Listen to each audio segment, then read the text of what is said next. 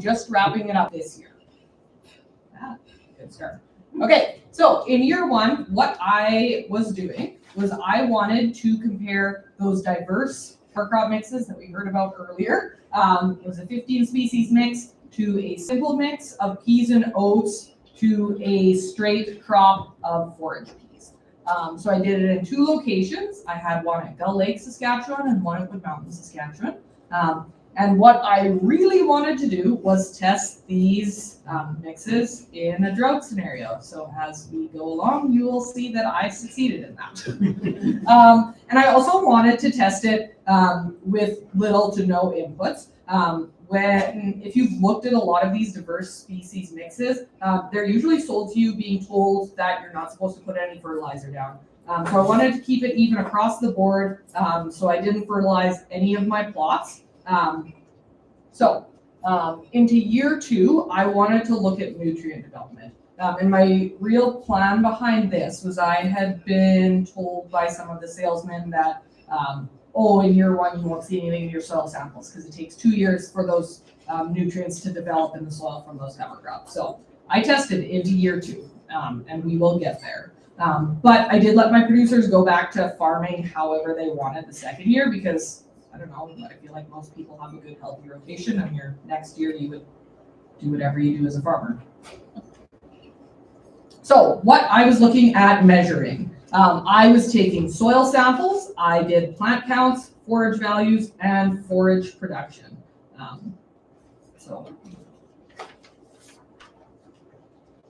On to my mixes.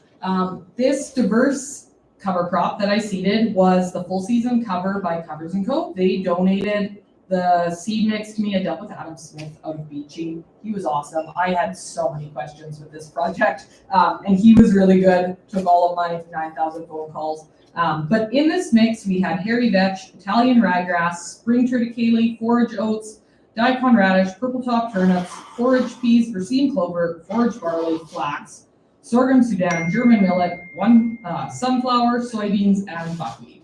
And on there you can see in the percentages, there's a lot of things in there that are in really low percentages.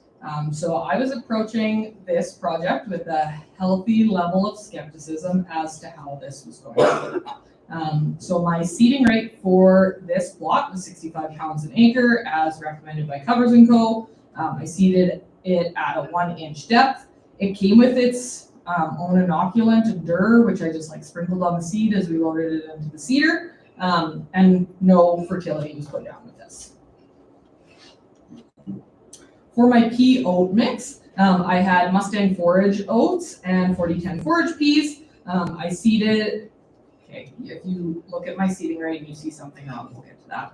I seeded according to, I did some of the scientific papers online. I found that you seed your peas at 100% rate and your oats at 1/3 rate. I learned that this might be a little bit off what I did. So we did 192 pounds an acre, 3.2 bushels an acre of my peas, and 36 pounds an acre of oats. For this one, I used Excel peat-based inoculant, and again, put it on the same way I did the other inoculant, and away we went. For my straight forage peas, it was those same 4010 forage peas, 192 pounds an acre. As I said, that was the 100% seeding rate for forage peas. That same peat-based inoculant and no fertility. So on to my sites. I worked with a producer down by Wood Mountain. This plot was basically straight south of Wood Mountain Park. The soil there was a loam-based soil. The last crop on this was organic flax. It had been in organic production for a while. And this producer had a 42-foot disc drill with 9 3/4 inch spacings. And we seeded it on May 26th. In this picture on the right, you can see the clouds are getting dark. I think we got like an inch of rain right after seeding. So it was beautiful. Hold on to that because we didn't get much more rain after that. At Gull Lake, this one is a silty loam soil. The last crop on it was durum. She had a 66-foot drill with 12-inch spacings, and we seeded it on May 29th and 30th. We had lots of issues getting this one in the ground. It rained right before we got there, and then we had hydraulic hoses blowing. It was a real test to get this in the ground, but we got it there, and things eventually started growing. So we all know Neil kind of stole the thunder to my presentation earlier, saying that these polycrops are great as long as you get moisture. But where I am in the south, I have a lot of producers really interested in seeding these polycrops, and we don't get moisture. So I used the SCIC Forage rainfall maps, which isn't perfect, but it got me fairly close to what we were getting for moisture. So the moisture in 2023, Gull Lake got just over 4.5 inches in the whole growing season. It's decently spaced out, like we got a small splash of rain each month. Wood Mountain got just over 5.2 inches of rain, or there's the millimeters if that's how we roll. In 2024, so that's this year, we got more rain this year, which was nice. Gull Lake got 5 inches of rain, and Wood Mountain got just over 6. But I want to point out what happened in July. Like a lot of our crops in the south were looking really nice. We got all that moisture at the start, things were looking good, and then July hit, and we got no moisture, and it was 40 above for 2 weeks. So a lot of the crops in the south were not looking so hot. I think the land that cover crop was on in Gull Lake ended up getting written off because of how little moisture they got. So for my plant count, I did 5 sampling locations per plot at each site. And then I did 2 sampling dates just because I really wanted to see what those plants were doing as the season went on. So at Wood Mountain, these were my plant counts that I did. The first one was at the kind of in the middle of June, and then the second count was in July. Okay, so the first count is above the black bar, and what you can really see out of both plant counts here in Wood Mountain is my most abundant species were forage oats, barley, and peas. So those are species that we know grow in the south. So I just like to highlight that. Across all of my plots, I didn't see any soybeans, or maybe like 1 or 2 soybean plants. It was really hard to find. I did lots of searching, like not even just in my quadrats. I looked in the field to see if I could find them there.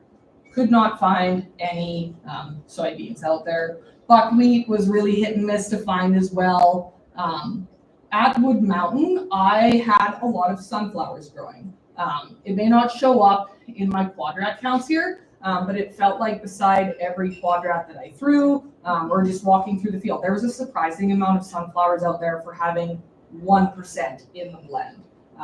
So that's great if you are worried about including something in for pollination benefit. That's really great. Those sunflowers did well.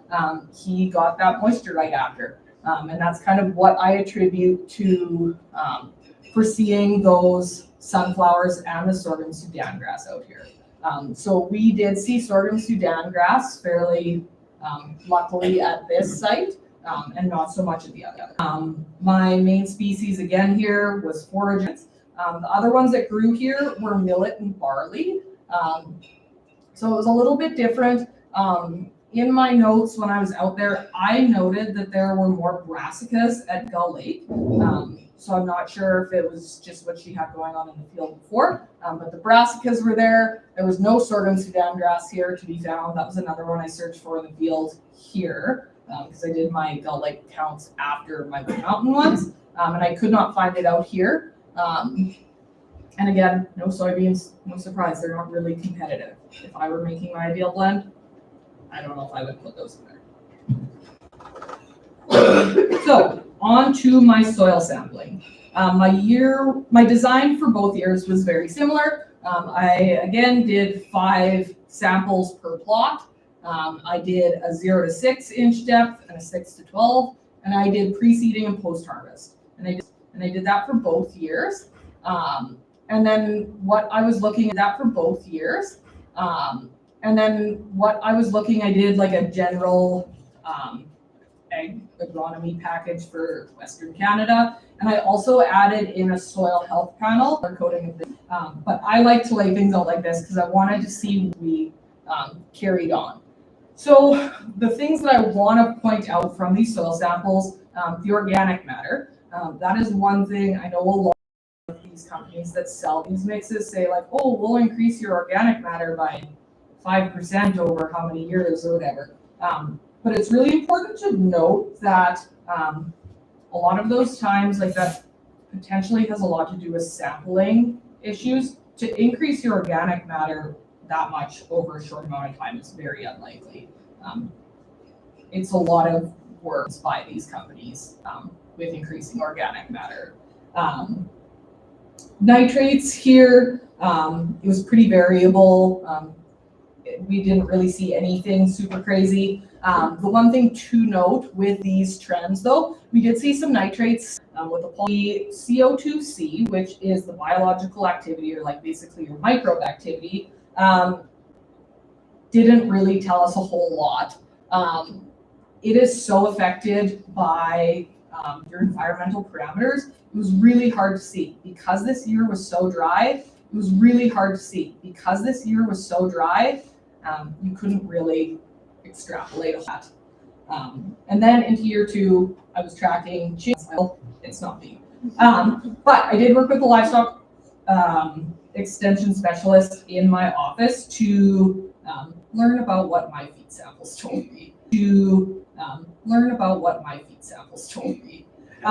So what I have on the slide here are just the general rules of thumb for protein and energy for mature cattle in mid-gestation to early lactation. So based on our general rules of thumb, all of the forage treatments have some supplementation into early lactation. For TDN levels, they were well over 60%. So they would meet late gestation TDN requirements with only the pea and oat blends in Gull Lake requiring low levels of supplementation for early lactation requirements. And then intake, but that's a conversation for your life. Anti-nutritional tests on this, that would probably be my biggest regret with this time. Because we know, because I wish I would have thought of that at the time, because we know there's a lot of things in these cover crop mixes that can kill cattle. It's really important to do tests when you do crops like this, just because we saw that my Gull Lake crop wouldn't have told you anything about Wood Mountain. So it's really important to test your feed as you go so you know what you're putting out there for your animals.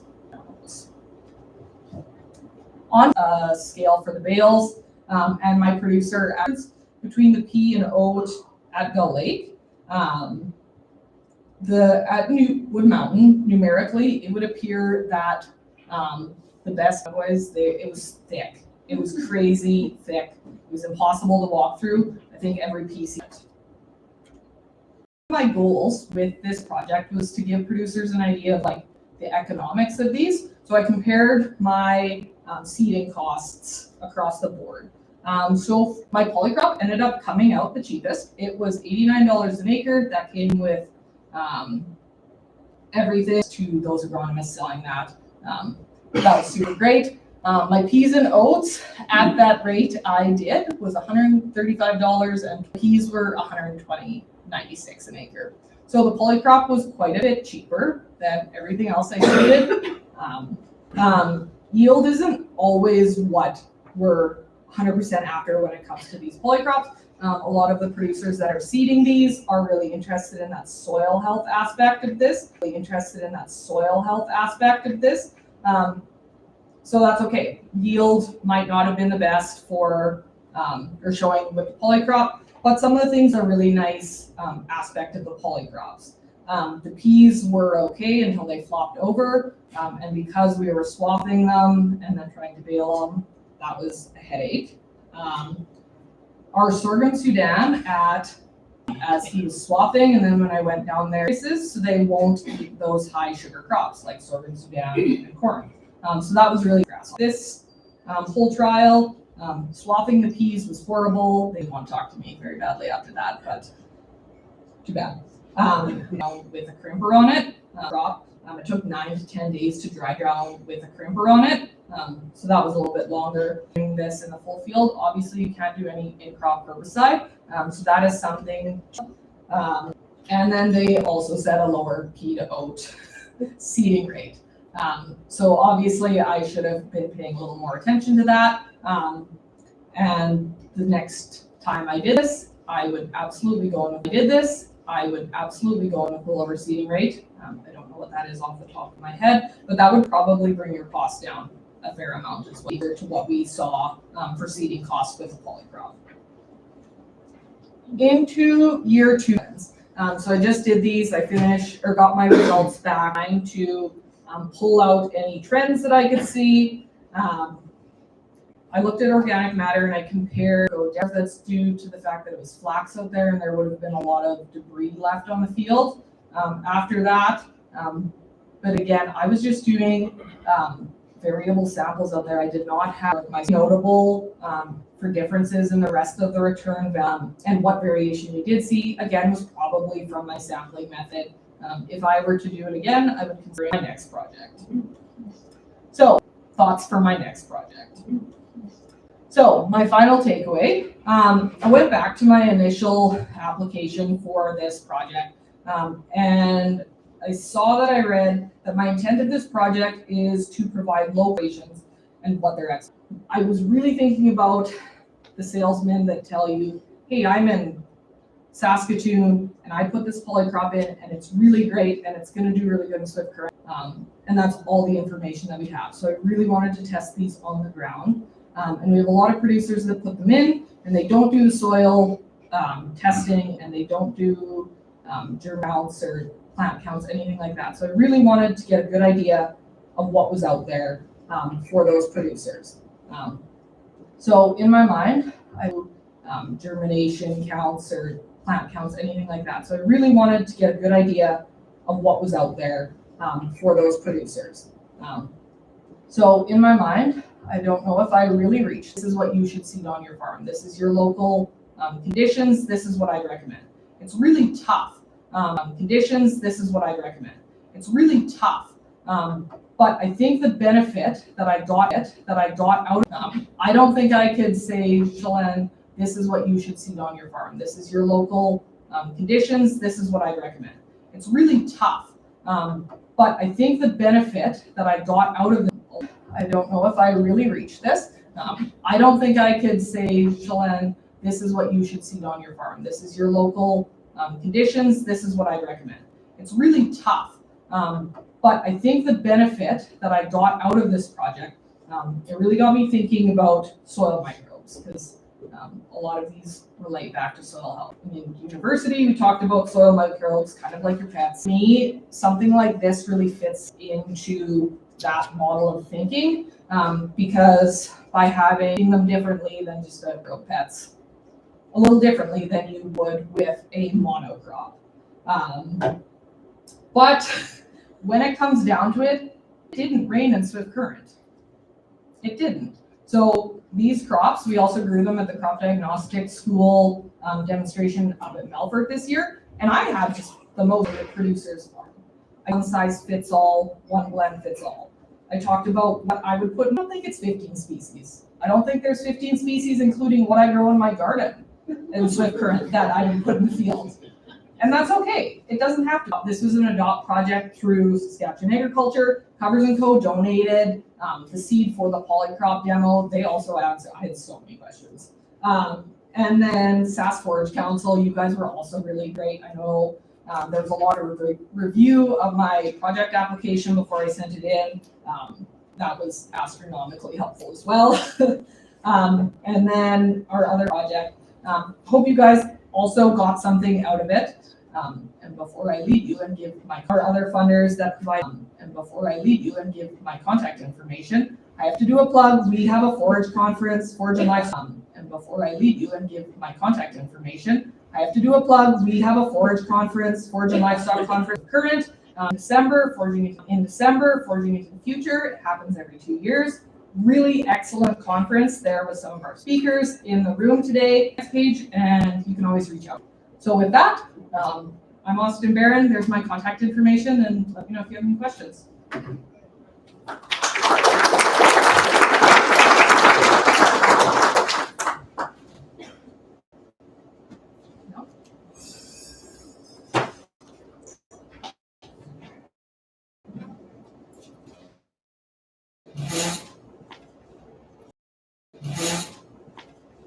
Awesome.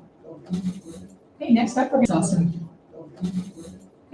we're going to have Tara from Forage with her family in Southwest Saskatchewan, and she is part of a committee that's been working on here. All right, thanks guys. Yeah, you actually brought some books, so there's a major test at the end of this. So everybody listen, hopefully everyone in the room full of fellow forage evangelists. I'm usually like the token grassland forage person in any conversation in the rank or at the school, the benefits of forage and grassland, so that's kind of nice. And health reboot. So we just spent a lot of time this morning talking about, or all day rather, about tame forage species. Now we're gonna focus on 1,000 years ago, only seeded once by Mother Nature, reboot. So we just spent a lot of time this morning talking about, or all day rather, about tame forage species. Now we're gonna focus on a crop that was seeded about 11,000 years ago, only seeded once by Mother Nature. Consultant, so I'm actually working with the groups or agent for financial support. I'm just gonna actually grab this here. Table one, yeah. It's right here. Can't see my slides unless I stare at You might have to turn it on though. You might have to turn it on though.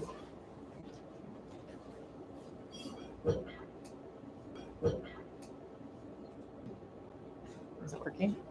I don't need glasses. Yeah, this project started out, I'll go a little bit about the, since 20 funding, most recent to current working group as it is today. Currently the chairs are Bill Houston, who's here in the room, as well as Chelsea Siemens. So Bill's with Ag Canada, Chelsea's with the Ministry of Agriculture, and then there's also a large group of committee members, so active people who are focused on range ecology, working in the rangeland ecosystem landscape, providing a lot of good insights. So we've got Parks Canada, Saskatchewan Prairie Conservation Action Plan. They're actually the administrators of this, so they are taking in the funding and kind of administrating the group and things like that. And also Saskatchewan Forage Council is a partner of SAS PCAP, so it's kind of a nice tie in there. The Stock Growers Foundation, South of the Divide Conservation Action Plan, and the University of Saskatchewan. So first of all, what are rangelands? So like I said, it's a pretty complex ecosystem that we have actually, it requires no inputs really. It was seeded once, it's all native. So it's diverse, complex, natural ecosystems that support indigenous native vegetation. And those lands are managed as a natural, it requires no inputs really. It was seeded once, it's all native. So it's diverse, complex, natural ecosystems that support indigenous native vegetation. And those lands are managed as a natural ecosystem. So rangeland is super diverse. It can be riparian areas, it can be shrublands, it can be, those are all different examples of what rangelands can be. So this is a loaded slide. Purposefully, so it can be a modified grassland, so perhaps a grassland that had once been cultivated, but has kind of since reverted back to native prairie. Those are all different examples of what rangelands can be. So this is a loaded slide, purposefully so. So talking about the values and benefits of rangeland uses, especially we have ecological goods and services. This is just kind of a couple minute brain dump of all the things I could quickly think of, but some of the discussion we had with the